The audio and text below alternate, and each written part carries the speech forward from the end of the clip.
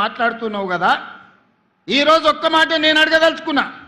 నోటిఫికేషన్లు ఇచ్చే ప్రశ్న పత్రాలను జిరాక్స్ సెంటర్లో పల్లి బఠానీలుగా అమ్ముకుని వందలాది కోట్ల రూపాయలు సంపాదించుకున్నావు తప్ప ఆ పరీక్షలను పూర్తి చేసి పిల్లలకు ఉద్యోగ నియామక పత్రాలు ఇవ్వాలన్న ఆలోచన ఏనాడైనా నీ కుటుంబానికి వచ్చిందా?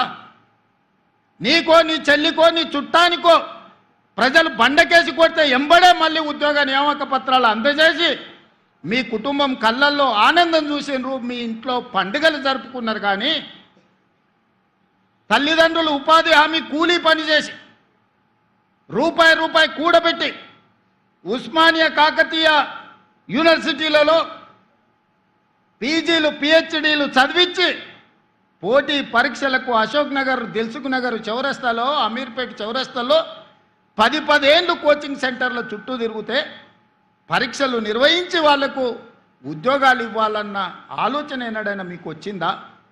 వాళ్ళ పట్ల ఎప్పుడైనా మానవీయ కోణంలో మీరు ఆలోచన చేశారుగా? మీరు ఎప్పుడైనా వాళ్ళ పట్ల మనుషులుగా ప్రవర్తించిందా అని నేను ఈరోజు అడుగుతున్నా.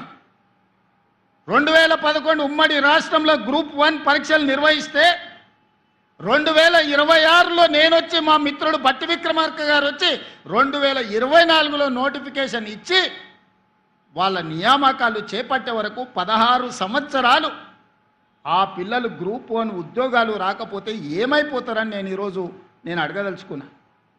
2011లో 21 సంవత్సరాలు నిండి పట్టభద్రుడైన యువకుడు గ్రూప్ 1 ఉద్యోగం వచ్చి తెలంగాణ పునర్నిర్మాణంలో భాగస్వామి కావాలని తల్లిదండ్రులకు ఇంటికాడ కాళ్ళకు దండం పెట్టి పట్నం బయలుదేరిన ఆ పిల్లలు 15 సంవత్సరాలు కోచింగ్ సెంటర్ల చుట్టూ తిరిగి వందలాది మంది చచ్చిపోయి, ఖమ్మం దగ్గర ఒక యువకుడు వేగంగా వస్తున్న రైలుకు ఎదురెళ్ళి రైలును గుద్దుకొని ప్రాణాలు వదిలిన మాట నిజం కాదా? ఉస్మానియా యూనివర్సిటీలో మురళీ ముదిరాజ్ అని మెదక్ జిల్లాకు సంబంధించిన యువకుడు ఉరేసుకొని చనిపోయిన మాట నిజం కాదా? ఇలా నేను ఉదాహరణలు చెప్తే వందల కొద్ది ఉదాహరణలు ఉన్నాయి. ఆనాటి ప్రభుత్వం యొక్క నిర్లక్ష్యం, కల్వకుంట్ల చంద్రశేఖర్ యొక్క అహంకారం,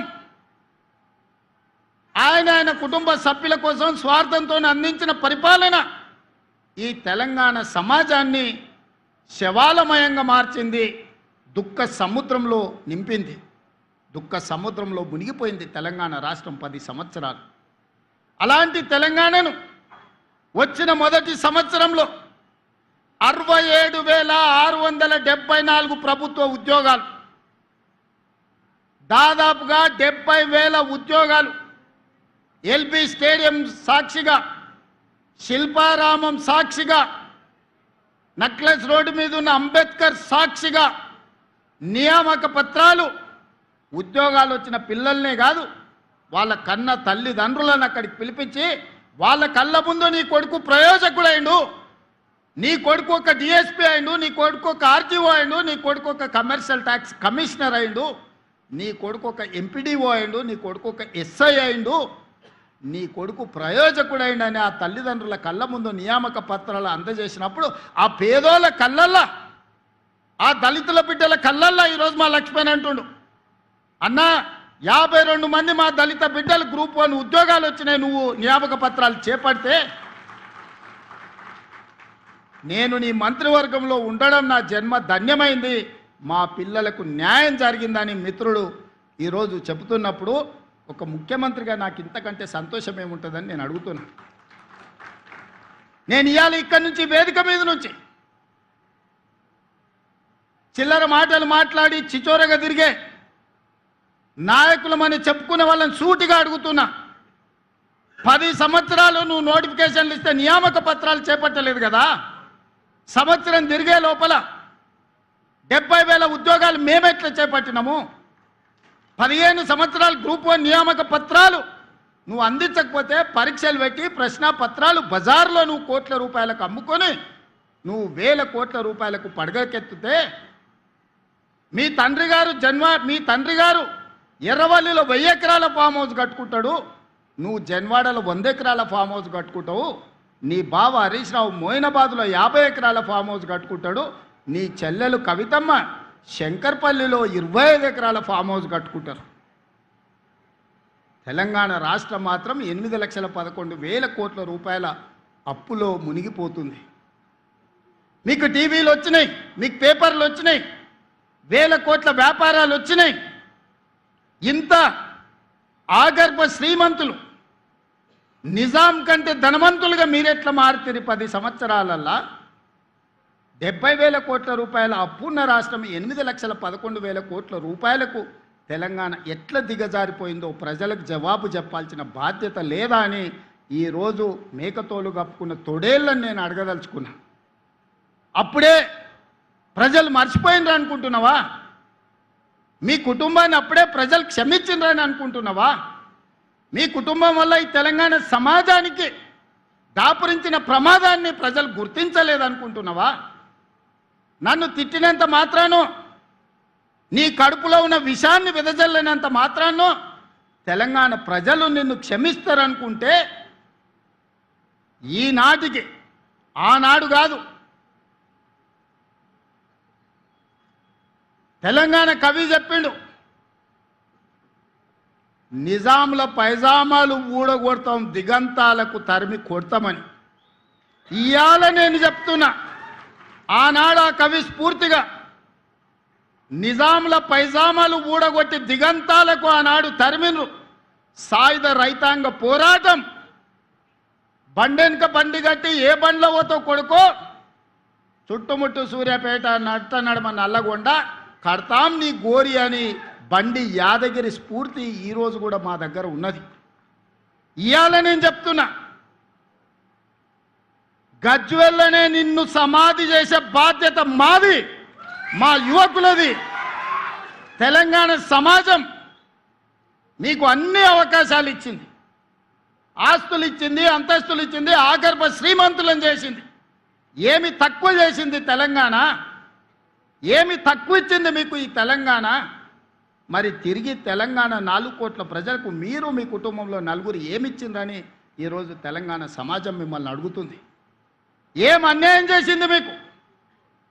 చెప్పులు లేకుంటే తిరిగేటోళ్లకు, గంజి గతి లేని వాళ్ళకి ఇలా బెంచ్ కార్లకు వచ్చినాయి కదా. అమెరికాలో బాత్రూమ్లు కడుక్కునేటోడు ఈరోజు తెలంగాణ రాష్ట్రానికి మంత్రి అయింది కదా. దుబాయ్ పాస్పోర్ట్ బోకరు తెలంగాణ రాష్ట్రానికి ముఖ్యమంత్రి అయింది కదా. ఏం తక్కువ చేసిందని నేను అడుగుతున్నా తెలంగాణ మీకు. ఎన్నడైనా ఏ దుబాయ్కి పంపించే పాస్పోర్ట్ బ్రోకర్ కేంద్ర మంత్రిగా తెలంగాణ రాష్ట్రానికి ముఖ్యమంత్రి అవుతాడని కలలు కన్నాడా? అలాంటి దుబాయ్ పాస్పోర్ట్ బ్రోకర్ని ఇవాళ తెలంగాణ రాష్ట్రానికి ముఖ్యమంత్రిగా తెలంగాణ ప్రజలు చేశారు. అమెరికాలో బాత్రూంలు కడుక్కునే నిన్ను ఐటీ ఇండస్ట్రీస్ మినిస్టర్గా 10 సంవత్సరాలు ప్రజలు భరించారు. రబ్బర్ చెప్పులు లేని కోమటిరెడ్డి వాళ్ళ ఇంటి ముందల 1000 రూపాయల కోసం గంటల కొద్దీ నిలబడ్డ నిన్ను, నీ కుటుంబాన్ని ఈరోజు మంత్రిగా చేసిండ్రు. బతుకమ్మ చీరలు, బోనాలు, బతుకమ్మలు వస్తే వసూలు చేసే మీ చెల్లెల్ని కూడా ఎమ్మెల్సీ, ఎంపీగా తెలంగాణ సమాజం చేసింది కదా. చివరికి సారాలో సోడా పోసే ఆయన సడ్డకుని కొడుకుని కూడా రాజ్యసభ సభ్యులను చేసింది కదా. ఇది తెలంగాణ ప్రజలు చేసిన త్యాగం కాదా? ప్రాణాలు ఇవ్వడమే కాదు, ఆత్మ బలిదానాలు చేసుకోవడమే కాదు, మీకు ఇంత ఐశ్వర్యాన్ని, అంతస్తులను అందించిన తెలంగాణకు మీరు చేసిన ద్రోహం ఏందో తెలంగాణ సమాజం మర్చిపోయిందని మీరు అనుకుంటున్నారా? ఇవాళ అందుకే నేనున్నంత వరకు, ప్రజలతో మమేకమైనంత కాలం నిన్ను, నీ కుటుంబాన్ని తులసి వనం లాంటి తెలంగాణ సమాజంలో గంజాయి మొక్కను మొలకెత్తనిచ్చే సమస్యనే లేదు. అందుకే మా స్ఫూర్తి అందశ్రీ, మా స్ఫూర్తి గద్దరన్న, మా స్ఫూర్తి సోనియా గాంధీ.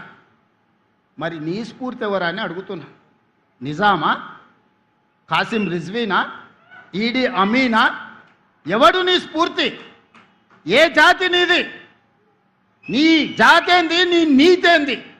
నీకు మాకు పోలికేంది? నీకు మాతో పోటేంది?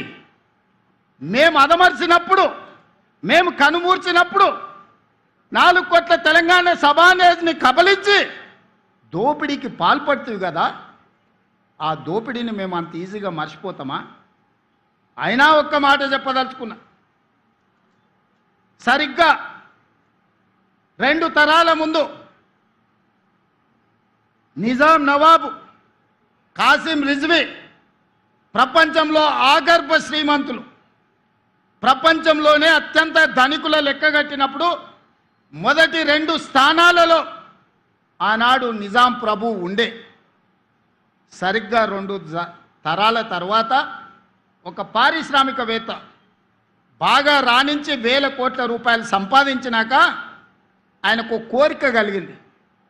అరే, ప్రపంచంలోనే శ్రీమంతుడైన నిజాం కుటుంబాన్ని కలుద్దాం, ఎవరున్నారు ఆ కుటుంబం అని ఎతికిండు. కలుద్దామని ప్రయత్నం చేసిండు. కకావికలం అయిపోయి చెట్టుకొకడు పుట్టకొకడు దేశానికొకడు దిక్కులేని పరిస్థితి నిజాం కుటుంబానికే పట్టింది. నీ కుటుంబం ఎంత, ఈకలోది తోకలోది. ఇవాళ నువ్వు అనుకుంటున్నామేమో చాలా ఉన్నాయని, ఏది ఉండదు బిడ్డ. బిచ్చమెత్తుకొని బతకాల్సి వస్తుంది. తెలంగాణ సమాజం గమనిస్తుంది. ప్రపంచానికి ఆగర్భ శ్రీమంతుడైన నిజాము 3వ తరం వచ్చే లోపల చూద్దామంటే కూడా దొరకని పరిస్థితి ఈ ప్రాంతంలో ఉత్పన్నమైంది. నువ్వెంత, నీ బిషాత్ ఎంత, నీ జాతి ఎంత? నీ జాతి ఈ ప్రజా పరిపాలన మీద శాపనార్థాలు పెడుతుందా? చర్చకు రమ్మంటే చేత కాదు, అసెంబ్లీకి రమ్మంటే ఇంట్లో వండుకుంటాం. ఇంట్లో వండుకొని వెనకంగా కుట్రలు కుతంత్రాలు. తెలంగాణ సమాజం ఎడ్డిదో గుడ్డిదో కాదు. తెలంగాణ సమాజం చైతన్యవంతమైంది. అదే సమయంలో తెలంగాణ సమాజం సంయమనంతో వ్యవహరిస్తుంది. 220 సంవత్సరాలు పరిపాలించిన నిజామును కూడా సాయుధ రైతాంగ పోరాటం ద్వారా మట్టి గరిపించి ఈ నేలలోనే కలిపేసి తెలంగాణ